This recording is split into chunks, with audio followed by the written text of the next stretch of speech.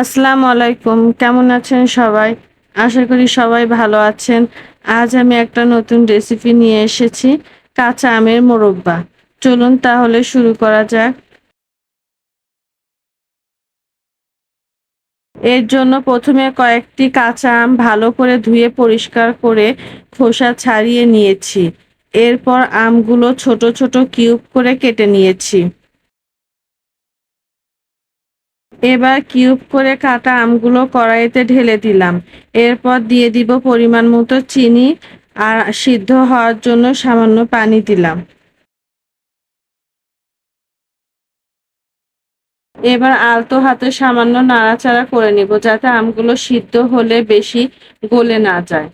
আমগুলো সিদ্ধ হয়ে গেছে, তাই এর মধ্যে দিয়ে দিচ্ছে একটি সাদা এলাচ, সামান্য লবণ আর কেটে রাখা শুকনা মরিচ। এবার আলতোভাবে আবারও নাড়াচাড়া করে নিব।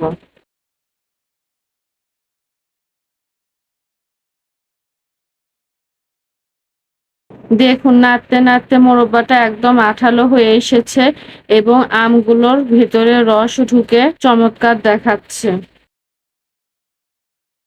তৈরি হয়ে গেল আমাদের দারুণ স্বাদের মোরব্বা। এবার এটি একটি বাটিতে ঢেলে নিব। একটা আমও গলে যায়নি, সবগুলো টুকরো সুন্দর গোটা রয়ে গেছে। আশা করি রেসিপিটি আপনাদের ভালো লেগেছে। এরকম রেসিপি ভিডিও পেতে আমার চ্যানেলটি সাবস্ক্রাইব করুন এবং আমার পেজটি ফলো করুন। আল্লাহ হাফেজ।